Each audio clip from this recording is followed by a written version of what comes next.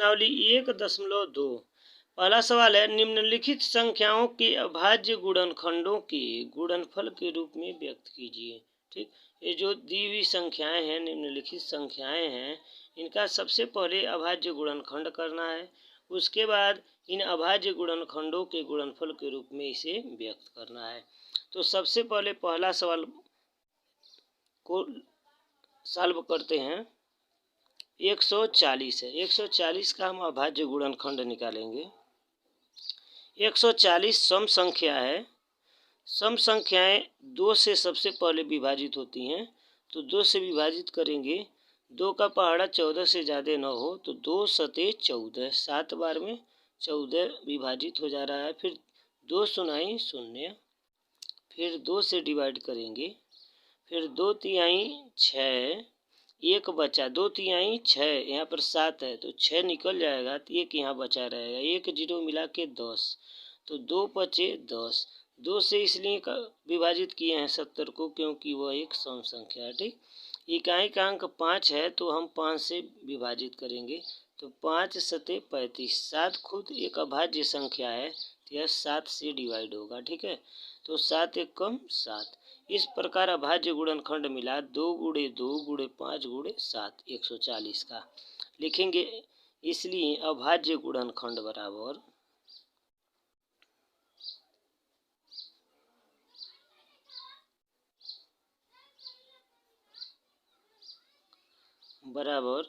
2 गुणे 2 गुणे 5 गुणे 7। ठीक, अब इसे इन अभाज्य गुणनखंडों को गुणनफल के रूप में व्यक्त करना है। ठीक है, तो यहाँ पर लिखेंगे अभाज्य गुणनखंडों का गुणनफल। अभाज्य गुणनखंड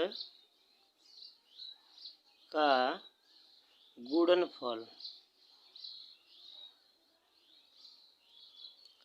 बराबर, ध्यान दें, अभाज्य गुणनखंड का गुणनफल जो है, यह जो भी संख्याएं गुणनखंड में हैं, ठीक, उनकी घात लगाकर लिख दिया जाता है। ठीक है, यदि कोई घात है तो घात लगा के लिखेंगे, नहीं है तो नहीं लिखेंगे। ठीक है, दो जो है 2 बार आया है, एक घात यहाँ पर एक घात यहाँ पर है, तो एक एक गुणा में घात घात जुटता है तो 2 पर 2 घात हो जाएगा। गुणे 5 पर एक घात है तो छिपा रहेगा 5 पर। ठीक है, उसके बाद जो है केवल 5 लिखेंगे। 7 पर एक घात है तो केवल 7 ही लिखेंगे। यानी अभाज्य गुणनखंडों का जो है गुणनफल इतना हुआ आंसर। इसी प्रकार अगला सवाल देखते हैं। सवाल है 156 का, हमें अभाज्य गुणनखंड करके उसको गुणनफल के रूप में चेंज करना है। ठीक है, तो 156 का हम अभाज्य गुणनखंड निकालेंगे। 156 भी एक सम संख्या है, यानी 2 से सबसे पहले विभाजित होगा, तो 2 से विभाजित करते हैं। 2 का पहाड़ा 15 से ज़्यादा न हो तो 2 सते 14, 7 बार में 15 है, 14 आया, 1 बचा 15 में, 1 और 6 मिला के 16 हो जाएगा, 2 अठे 16। फिर 2 से डिवाइड करेंगे क्योंकि यह एक सम संख्या है, तो 2 तिया 6, 7 में 6 निकल गया तो 1 बचा, यानी 18 हो जाएगा, 2 नवा 18।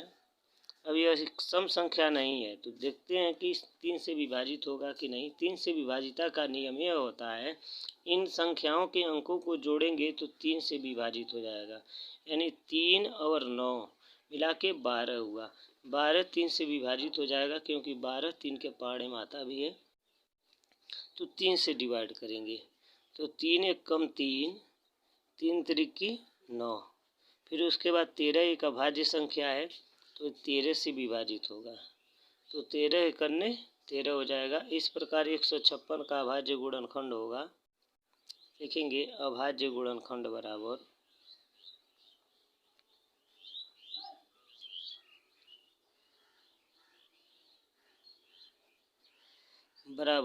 आया हुआ है 2 गुणे 2 गुणे 3 गुणे 13, 2 गुणे 2 गुणे 3 गुणे 13।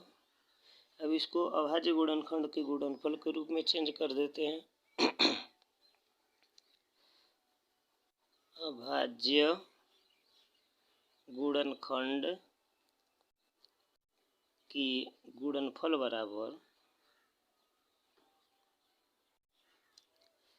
बराबर दो, दो टाइम आया हुआ है यानी एक घात यहाँ एक घात यहाँ, गुणा में घात जुड़ जाएगा यानी 2 पर 1 1 2 घात हो जाएगा, गुणे 3 गुणे 13। यह अभाज्य गुणनखंडों के गुणनफल के रूप में बदल चुका है यानी आंसर हो जाएगा। ठीक, तीसरा सवाल दिया हुआ है 3825 का अभाज्य गुणनखंड करना है। ठीक है, तो अभाज्य गुणनखंड इसका करेंगे। सबसे पहले ध्यान दें, ये सम संख्या नहीं है, 2 से विभाजित नहीं होगा। 3 से जांच कर लेते हैं विभाजित होगा कि नहीं। तो अंकों का योग यदि 3 के पहाड़े में आएगा, ठीक, तो 3 से विभाजित होगा, अन्यथा नहीं। ठीक, तो 3 8 11 11 2 13 5 18 18 3 के पहाड़े में आता है, अर्थात 3 से संख्या डिवाइड हो जाएगी। 3 एक कम 3 3 दूना 6, 8 में से 6 जाएगा 2 यानी 22 बचा। ठीक, फिर उसके बाद लिखते हैं 22, तो 3 सते 21, 21 निकलेगा तो 1 बचेगा 15 हो जाएगा, यानी 3 बचे 15। फिर देखते हैं 3 से विभाजित होगा कि नहीं। 2 1 3 7 10 5 15, 3 के पहाड़े में आएगा, अर्थात 3 से डिवाइड करेंगे। 3 चौको 12, फिर 3 दूना 6, ठीक, 7 में से 6 निकला, 1 बचेगा 15 हो जाएगा, 3 बचे 15।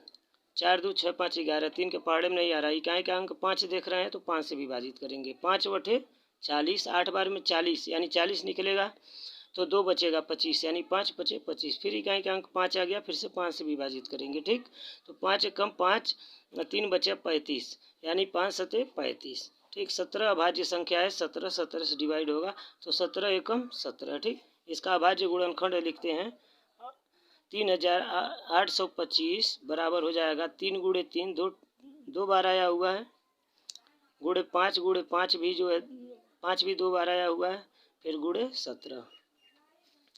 यह इसका अभाज्य गुणनखंड हो गया। ठीक, अब इसको गुणनफल के रूप में चेंज कर देंगे। 3 2 बार आया हुआ है, अर्थात 3 पर 1 1 2 घात हो जाएगा, 5 पर भी 2 घात हो जाएगा, फिर गुणे 7। ठीक, यह अभाज्य गुणनखंड के गुणनफल के रूप में चेंज हो गया, लिखेंगे आंसर। ठीक, अगला सवाल देखते हैं। 5005 का अभाज्य गुणनखंड करना है। ठीक है, इकाई का अंक 5 देख रहे हैं तो 5 से विभाजित होगा, यह 3 से विभाजित नहीं होगा, न 2 से। ठीक, 5 से विभाजित करेंगे, 5 एक कम 5, 5 सुनाई 0, 5 सुनाई 0, 5 एक कम 5। ठीक, यह संख्या 11 से कटेगा। कारण बता दे रहे हैं, सम अंकों का योग विषम अंकों का योग के अंतर जो है 0, 1 और 0, तीसरे अंक को जोड़ेंगे, फिर 1 और 0 एक ही होगा, 1 में से 1 जाएगा यानी 11, तो 11 से विभाजित होगा। यह 11 9 99। ठीक है, 9 बार में 99, 1 बचा यानी 11 कम 11। फिर से यह 7 से डिवाइड करेंगे। ठीक, तो 7 एक कम 7, 2 बचेगा 21 हो जाएगा, तो 7 त्रिकी 21। फिर उसके बाद है 13, अभाज्य संख्या 13 से डिवाइड होगा, 13 एक कम 13। ठीक है, तो लिखेंगे 5005 बराबर, यानी इसका अभाज्य गुणनखंड है 5 गुणे क्रम से 7 गुणे 11 गुणे 13। इसका अभाज्य गुणनखंड है। किसी का घात जो है 1 से अधिक नहीं है, अर्थात गुणनफल के रूप में यह स्वयं है। ठीक है, अर्थात आंसर यहीं लिख देंगे। ठीक, नेक्स्ट सवाल देखते हैं। दिया हुआ है 7429, ठीक, यानी 7429। ठीक, इसको डिवाइड करेंगे 17 से, संख्या 17 से डिवाइड होगी। 17 का पहाड़ा 74 से ज़्यादा न हो तो 17 चौको 68, 4 बार में 68 आएगा, 6 बचेगा 62, फिर 17 तियाँ 51 आए होगा। ठीक, 62 में से 51 घटाएंगे 11 और 9 मिला के 119। ठीक, यानी 17 सते 119 हो जाएगा। फिर डिवाइड करेंगे 19 से, 19 दूना 38, 43 में से 38 जाएगा, 5 बचेगा, 5 यानी 7, 57 हो जाएगा। ठीक, 19 तियाँ 57, 23 अभाज्य संख्या है, स्वयं से कटेगी, यानी इस प्रकार 23 से करने 23, इस प्रकार इसका अभाज्य गुणनखंड हो गया 7429 का 17 गुणे 19 गुणे 23। ठीक, यह गुणनफल के रूप में अभाज्य गुणनखंडों गुणनफल के रूप में चेंज है। ठीक है, मतलब इसका कोई भी अभाज्य गुणनखंड की संख्या जो है 1 से अधिक नहीं, जैसे 17 है तो 1 ही बार आया हुआ। ठीक है, तो आंसर लिख देंगे। ठीक, अगला सवाल 2 देख रहे हैं। नंबर 2, दिया हुआ है पूर्णांकों के निम्नलिखित युग्मों के एलसीएम और एचसीएफ ज्ञात कीजिए। ये जो पूर्णांक हैं इनका एक जोड़ा दिया हुआ है, युग्म दिया हुआ है, इनका एचसीएफ और एलसीएम दोनों ज्ञात करना है तथा जांच करना है कि दोनों संख्याओं का गुणनफल यानी इन दोनों संख्याओं का गुणनफल बराबर होता है एलसीएम गुणे एचसीएफ के। ठीक है, सबसे पहले इसका अभाज्य गुणनखंड करेंगे एलसीएम और एचसीएफ निकालने के लिए। तो पहली संख्या है 26, 26 का अभाज्य गुणनखंड 13 दूना 26 यानी 2 गुणे 13 होगा। संख्या साधारण था, आसानी के साथ गुणनखंड हो चुका है। 91 का 13 सते 91 यानी 7 गुणे 13 होगा। ठीक है, यानी एचसीएफ दोनों संख्याओं के गुणनखंडों में कॉमन 13 है तो एचसीएफ हो जाएगा 13। ठीक है, इसके बाद एलसीएम होगा।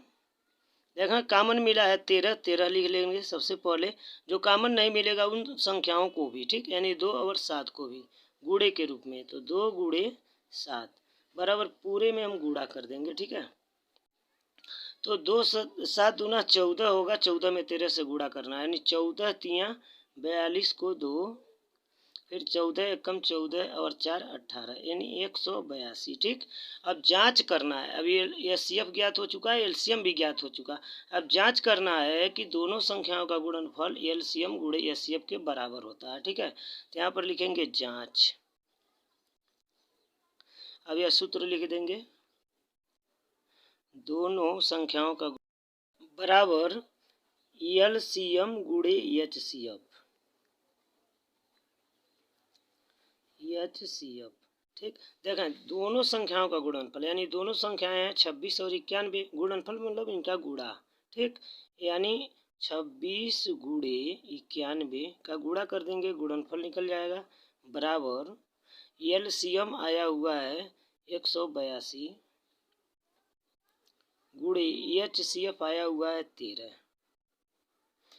26 का 91 में गुणा करेंगे, ठीक, तो 2366 आएगा, 2366। ठीक, 13 से जो है 182 में गुणा करते हैं, 13 दूना 26 को 6। ठीक है, 13 और 104 6 को 6। ठीक है, उसके बाद 10 हासिल हुआ, 13 करने 13 10 23 यानी ये संख्याएं यानी दोनों संख्याओं का गुणनफल एलसीएम गुणे एचसीएफ के बराबर है, यानी यह जांच में सत्य पाया गया है। ठीक है, यानी यही जांच करना था तो प्रूव्ड लिख देंगे, यानी सिद्ध हुआ यानी जांच हुआ। ठीक है, 510 और 92, इसका भी बारी बारी से अभाज्य गुणनखंड हम करेंगे। 510 और 92 का सबसे पहले 510 का अभाज्य गुणनखंड करते हैं रफ क्रिया में, इससे एलसीएम और एचसीएफ ज्ञात होगा। ठीक है, तो सम संख्या है 2 से डिवाइड होगा, 2 दूना 4।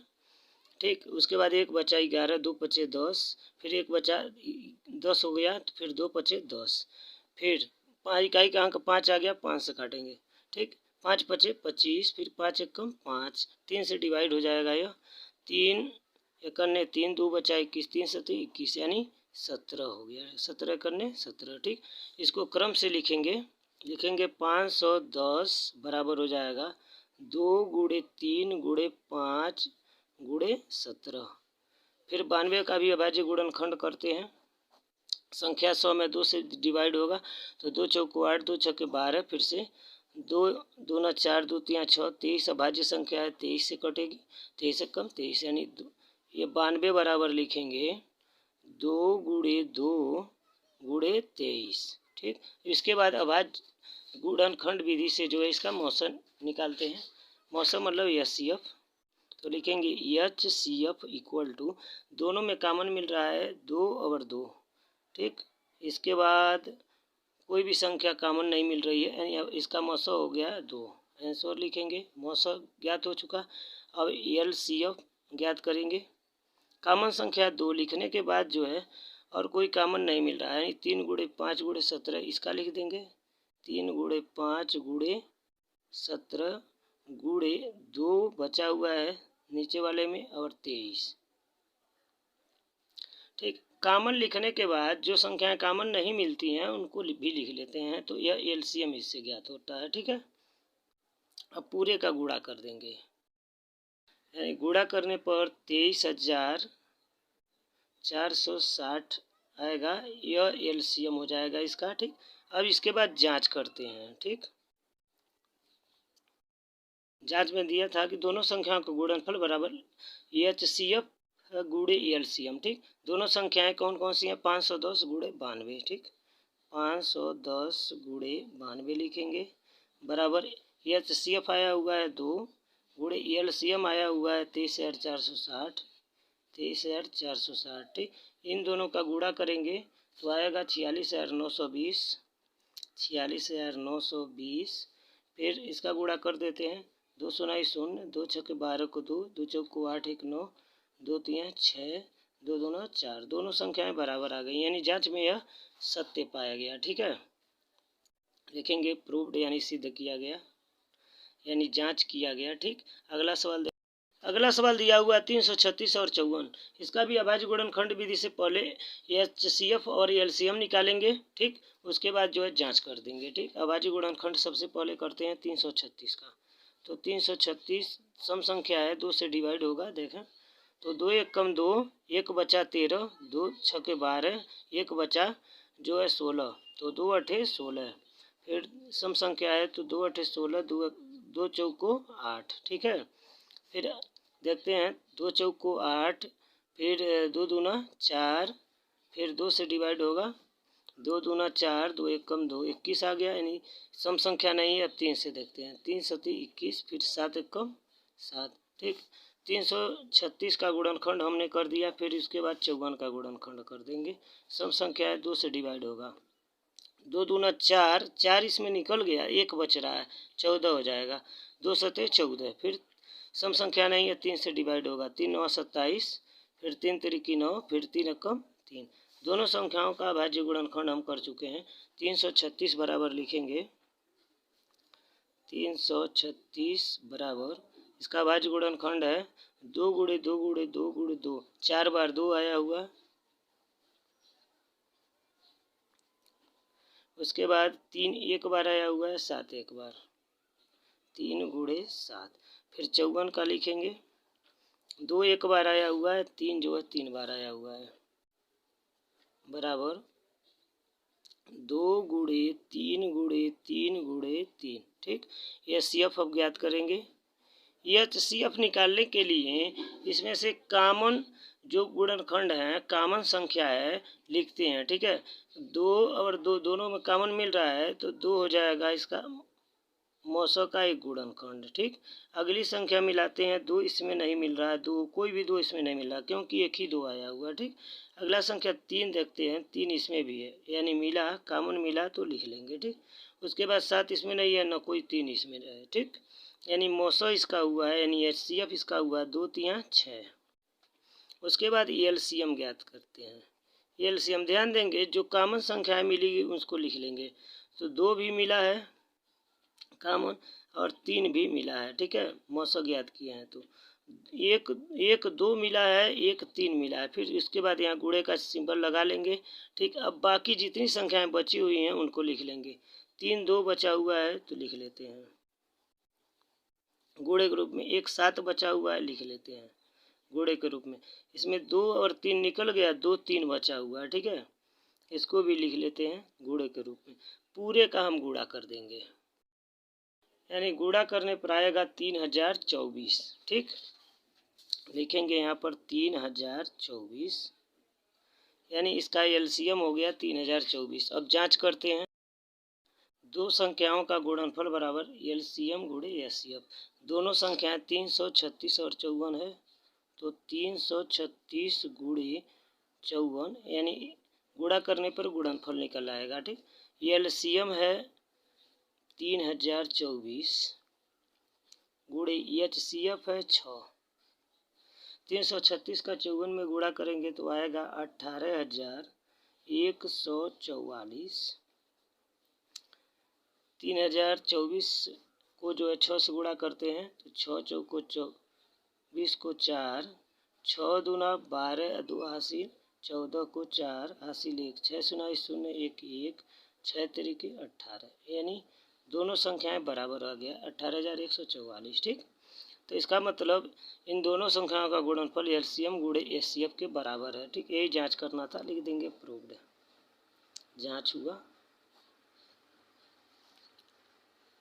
नंबर 3, दिया हुआ अभाज्य गुणनखंड विधि द्वारा निम्नलिखित पूर्णांकों के एचसीएफ और एलसीएम ज्ञात कीजिए। ठीक है, अभाज्य गुणनखंड विधि द्वारा दिए हुए पूर्णांक हैं जैसे 12, 15 और 21 का जो है एचसीएफ और एलसीएम ज्ञात करना है। ठीक है, तो सबसे पहले इसका अभाज्य गुणनखंड हम करेंगे।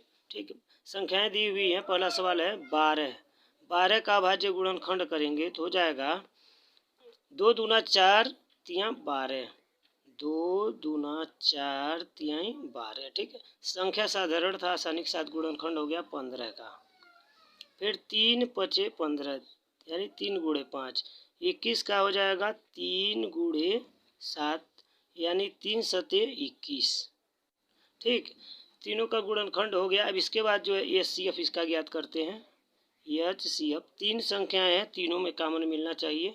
ठीक, 3 3 और 3 यानी तीनों में कॉमन मिल रहा है तो एचसीएफ होगा 3 और कोई संख्या मैच नहीं कर रही है। ठीक है, अब एलसीएम ज्ञात करेंगे। एलसीएम बराबर 3 कॉमन मिला हुआ है, 1 3 लिखेंगे। ठीक है, अब बाकी बचा है 2 गुणे 2, फिर 5 बचा, फिर 7, तो यहाँ पर गुणे के रूप में 2 गुणे 2 गुणे 5 गुणे 7 यानी जो कॉमन नहीं मिलेगा, जो मैच नहीं करेगा, ठीक, वो एलसीएम होगा। उसके साथ साथ जो कॉमन मिलेगा केवल एक बार लिखते हैं। ठीक है, जैसे ये मौसा के रूप में। ठीक, तो ये एलसीएम हो जाएगा। गुणा कर देते हैं। 3 दूना 6 दूना 12 25 60, 60 का गुणा 7 में यानी 6 सते 42 यानी आ जाएगा 420। ठीक, मौसा हुआ 3 और एलसीएम हुआ 420, यही ज्ञात करना था। ठीक है, अगला सवाल देखते हैं। अगला सवाल दिया हुआ 17, 23 और 29। ठीक है, यह तीनों संख्याएं अभाज्य हैं। ठीक, अर्थात इसका जो है अभाज्य गुणनखंड करेंगे तो 17 का अभाज्य गुणनखंड हो जाएगा 17 गुणे 1। ठीक है, एक सभी का गुणनखंड होता है। ठीक, तो लिख सकते हैं 17 गुणे 1 यानी 17 में 1 से गुणा करें तो 17 ही आएगा। उसी प्रकार से 23 भी अभाज्य संख्या है तो इसका भी अभाज्य गुणनखंड हो जाएगा 23 गुणे 1। 29 भी अभाज्य संख्या है तो इसका भी अभाज्य गुणनखंड हो जाएगा 29, यहाँ पर बराबर रहेगा गुणे 1। ठीक, तो एचसीएफ हो जाएगा इसका 900, एक कॉमन मिल रहा है तो एक एचसीएफ हो जाएगा। एलसीएम इसका होगा, जो कॉमन मिलेगा एक बार और जो कॉमन नहीं मिलता है सभी गुणा के रूप में लिख देते हैं। यानी 17 नहीं मिला है 17 लिखेंगे, फिर 23 लिखेंगे गुणे के रूप में, 29 लिखेंगे, फिर इन सभी का हम गुणा कर देंगे। ठीक है, गुणा करने पर आएगा 11,339। ठीक, अगला सवाल देख, दिया हुआ है 8, 9 और 25 का जो है अभाज्य गुणनखंड विधि से एचसीएफ और एलसीएम ज्ञात करना है। सबसे पहले 8 का अभाज्य गुणनखंड करते हैं। तो 8 का अभाज्य गुणनखंड करेंगे तो पाएंगे 2 गुणे 2 गुणे 2 मतलब 2 दूना 4 दूना 8। फिर 9 का अभाज्य गुणनखंड करेंगे तो पाएंगे 3 गुणे 3। ठीक, यानी 3 तरीके 9। 25 का अभाज्य गुणनखंड करेंगे तो पाएंगे 5 गुणे 5 यानी 5 पचे 25। अब एचसीएफ इसका निकालते हैं।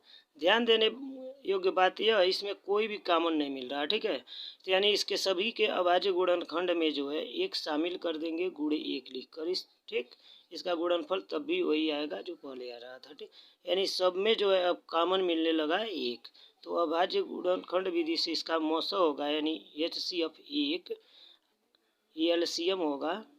एक कॉमन मैच कर रहा है, फिर और कौन मैच कर रहा है वह देखना है। ठीक है, अब कोई भी नहीं मैच कर रहा है यानी 5 गुणे 5। ठीक, लिख लेंगे। फिर गुणे के रूप में 3 गुणे 3 को भी लिख लेते हैं।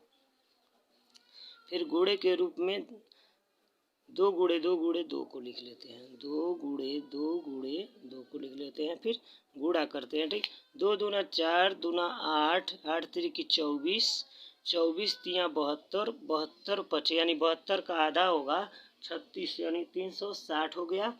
360 का 5 में गुणा करना यानी 360 यानी 36 का आधा 18 हुआ, 1800 हो जाएगा। ठीक है, 1800 करने 1800 यानी इसका एलसीएम होगा 1800। ठीक, आंसर। ठीक, अगला सवाल देखते हैं। प्रश्न नंबर 4 दिया हुआ है एचसीएफ 306 और 657 बराबर 9, यानी 306 और 657 का HCF 9 है। ठीक, इन संख्याओं का HCF 9 है। इस आधार पर एलसीएम भी ज्ञात करना है इन्हीं संख्याओं का। ठीक है, तो यहाँ पर लिख लेंगे चूँकि HCF 306 और 657 बराबर 9। ठीक, पिछले सवालों में आप एक सूत्र पढ़े थे, वह सूत्र है दोनों संख्याओं का गुणनफल बराबर LCM गुणे HCF। दोनों संख्याएं हैं 306 और 657, यानी इनका गुणनफल, यानी इन्हें गुणा के रूप में लिख दें तो गुणनफल इसका प्राप्त हो जाएगा। ठीक, दोनों संख्याओं का गुणनफल बराबर LCM ज्ञात करना है, दिया नहीं है तो लिखेंगे LCM गुणे HCF दिया है 9, तो लिख देंगे 9। ठीक, अब एलसीएम ज्ञात करना है हमें, तो 9 का पक्षांतर इधर करेंगे, गुणे के रूप में है तो यह इधर आएगा तो बटे में होगा, यानी पहली वाली संख्याएं पहले लिख देते हैं 657 बटे 306 गुणे 657 बटे 9। ठीक, बराबर एलसीएम।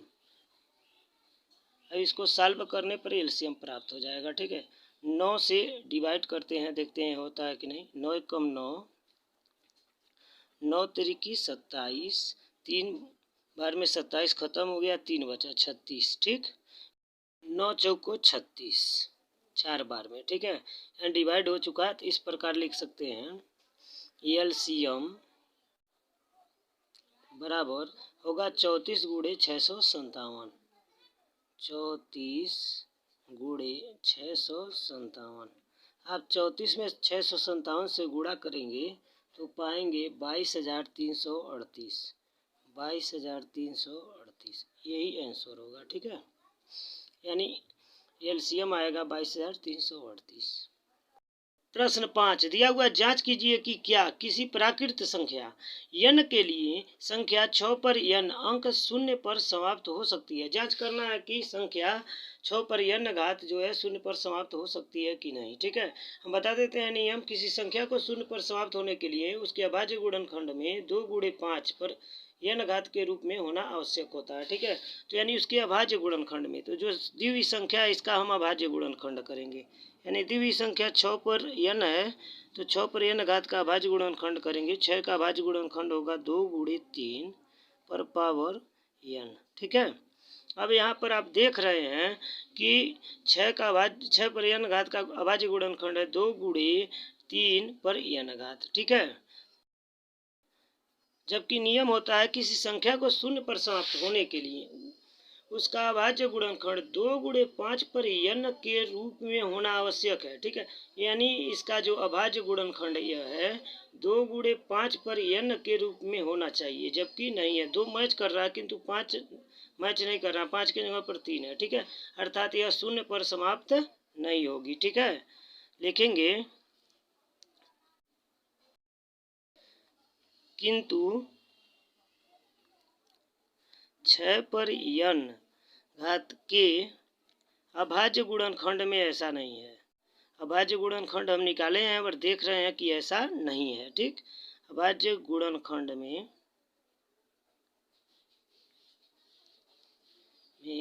ऐसा नहीं है। ठीक, कैसा नहीं है? 2 गुणे 5 पर n घात के रूप में यह संख्या नहीं है। ठीक, इसलिए यह संख्या, यानी इसलिए 6 पर n घात अंक 0 पर समाप्त नहीं होगी। हमने जांच करके पाया अंक 0 पर समाप्त नहीं होगी, नहीं होगी। ठीक, नंबर 6 को राय व्याख्या कीजिए 7 गुणे 13 गुणे 13 प्लस 13 और 7 गुणे 6 गुणे 5 गुणे 4 गुणे 3 गुणे 2 गुणे 1 प्लस 5 भाज्य संख्या क्यों है। पहले बता दिया है कि यह संख्याएं भाज्य हैं।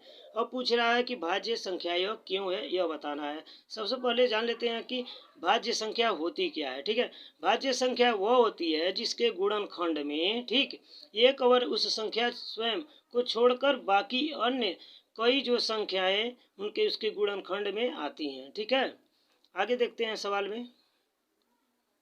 इसको सबसे पहले गुणनखंड के रूप में बदलते हैं, अर्थात दी हुई संख्या में यह एक पद हो गया, दूसरा पद 13 है। ठीक, इन दोनों में कॉमन 13 मिल रहा है। ठीक, तो 13 हम कॉमन लेंगे तो हो जाएगा 13 से 13 कैंसिल हो जाएगा तो 7 गुणे 11 बचेगा यहाँ पर। 7 गुणे 11 धन फिर 13 एकम 13, एक बार में यह 13 कैंसिल होगा। सालवकर में हम पा रहे हैं 13 गुणे, ठीक, 11 सते 77 और एक यह जोड़ देंगे तो हो जाएगा 78, ठीक। परिभाषा में यह था कि भाज्य संख्या वह होती है जिसका गुणनखंड एक अवर उस संख्या को छोड़कर बाकी अन्य कई गुणनखंड अवर भी आते हैं। तो यहाँ पर भी देख रहे हैं इस संख्या के गुणनखंड में 13 और 78 भी आया हुआ है, अर्थात यह एक भाज्य संख्या है। लिखेंगे अतः एक भाज्य संख्या है। अतः यह एक भाज्य संख्या है क्योंकि इसके गुणनखंड में एक को छोड़कर अन्य दो गुणनखंड संख्याएं हैं। ध्यान दें, इसके गुणनखंड में एक को छोड़कर किसी भी संख्या के गुणनखंड में एक होता है, ठीक है, यहाँ पर छिपा हुआ है, ठीक है। एक को छोड़कर जो है दो अन्य गुणनखंड आए हुए हैं, ठीक, इसीलिए यह एक भाज्य संख्या है, ठीक। अब देखते हैं अगला जो और के बाद दिया हुआ है।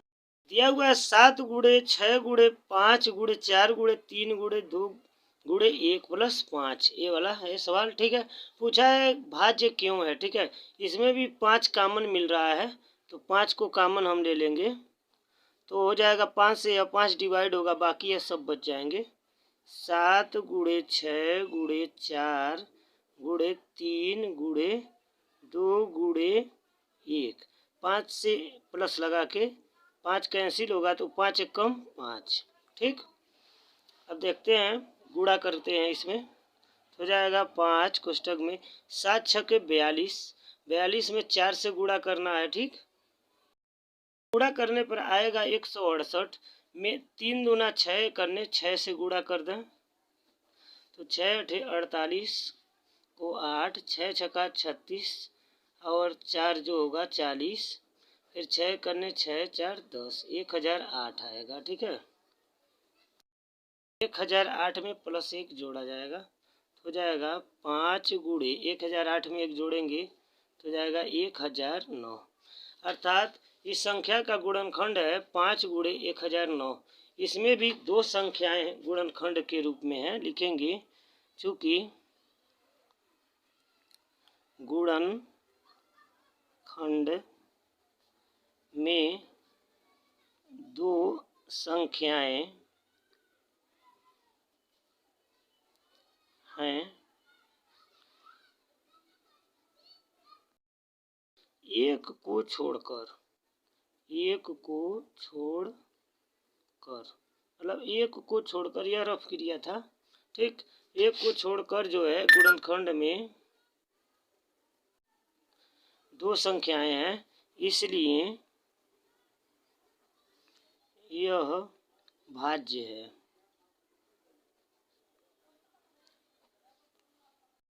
प्रश्न 7 को आ रहा है किसी खेल के मैदान के चारों ओर एक वृत्ताकार पथ है, यानी वृत्त के आकार का एक रास्ता है गोल सा।